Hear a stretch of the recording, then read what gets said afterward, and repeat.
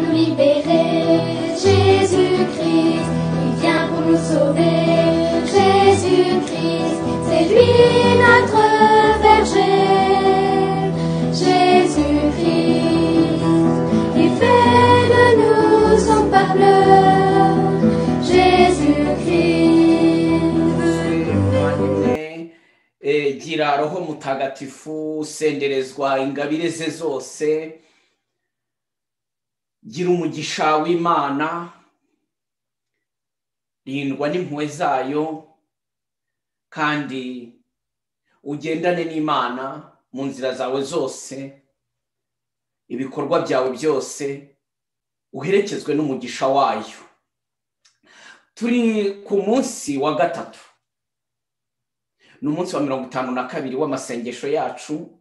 Iki cyumweru kijyanye no kubohoka, ariko uku kwezi kose kwa kabiri muri aya masengesho twakugize ukwezi ko kuririra Imana, tuyitakambira, dusabira roho z'abacu bapfuye, abarimo bapfa n'abapfuye bahagaze, batifitemo ubugingo, batifitemo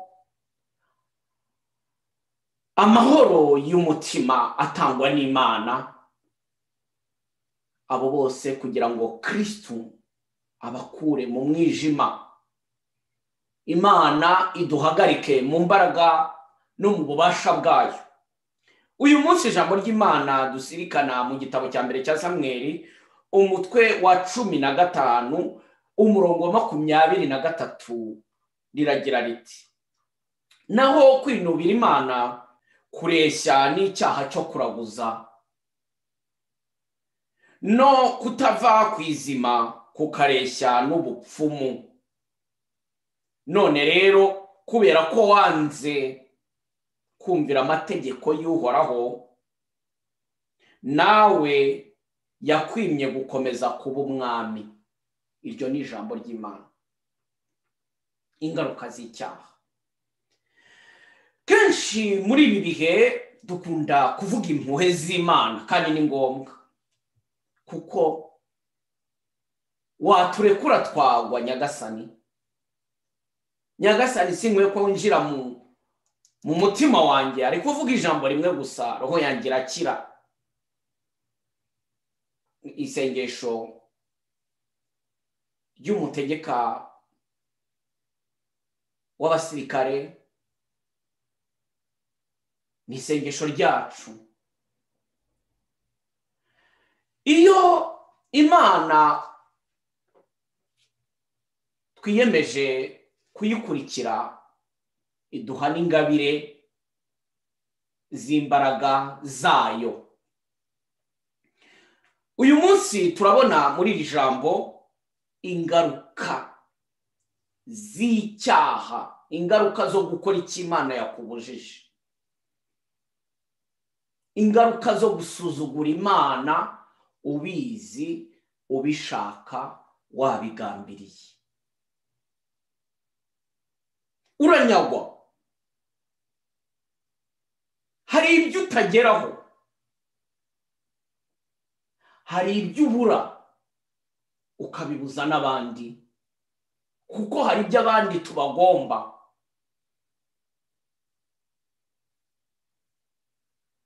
Imana iratwereka ko iyo umuntu atangiye kwijujuta, kwinuba, reba ahantu mu buzima bwawe hari ikintu cyitwa kwinuba, ngo bireshya n'icyaha cyo kuragura, cyo kuraguza. Kwinuba ni kangahe twinuba?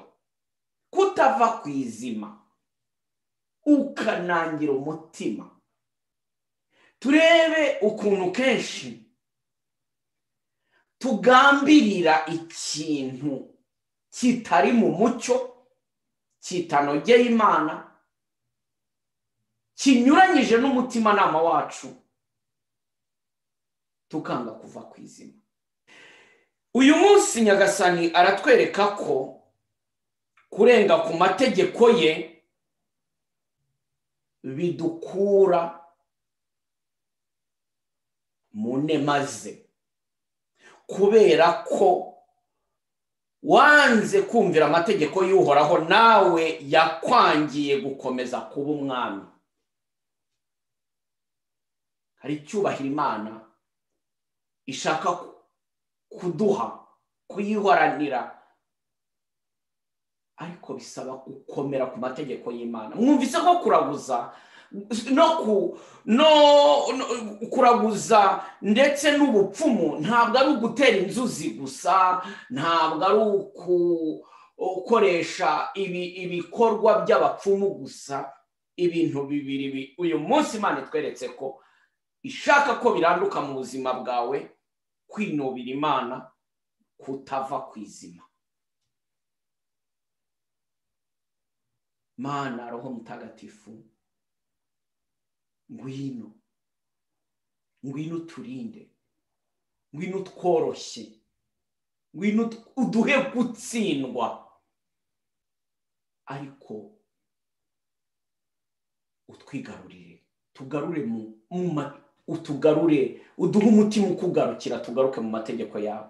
Nimwibuke Yuda watowe n'Imana, wahawe ubutoni n'Imana, ariko kubera ko iteka ryose yanze kuva ku izima, akagira uburyarya, akagira ubucabiranya, nimureba ahantu byaje kumugeza yibwira ko kugurisha Yezu akamushakamo amafaranga bizamuha kubona ubundi buhangange bwa Yezu, atarazi ko ari uvuye mu nema z'Imana, kubera ko byarangiye ari we wimanitse mu mugozi. Tuzirikane kenshi cyane dufata inzira yo gukora ibi tworoheye, ngo twihimure, ngo twinube, kwanga kuva ku izima bikatwambura, bikadukura ku ntebe y'icyubahiro Imana yari yarakushyizeho, wavukiyeho, kuko buri muntu wese hari umugisha Imana yamuremanye. Bavandimwe, uyu munsi Nyagasani adufashe kongera kubona ubutoni mu kubaha amategeko ye. Ndazirikana abantu Roho Mutagatifu agiye avugisha umutimanama wabo, kugira ngo umuntu avuge ati oya mperukiye aho, oya birarangiye, oya sinzongera, oya ndahindutse, ndiyemeje. Nyagasani aduhe gukomeza kubaho mu buzima yaduhaye nk'impano, kandi ubwo buzima tububeho mu muhamagaro wabwo, twubahiriza amabwiriza Imana yaduhaye. Imana ivugisha umutimanama wawe, Imana iguhe ubushobozi bwayo butuma wemera gutsindwa no gushaka kwayo.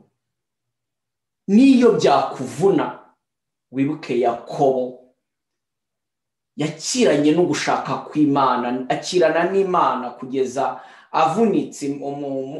Umumarayika wamukoze ku mutsi w'inyonga y'itako, Yakobo agenda asigara acumbagira, ariko aramukomeza, aravuga ati sinkure kuruta mpaye umugisha.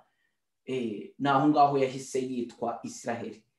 Uyu munsi niyo haba hari ibyo utarageraho, haba hari ibyo utarahabwa, haba hari ibyo utaruzurizwa, ariko namba kugushaka kw'Imana, nturekure, kandi Imana iguha umugisha nawe ube Israheli.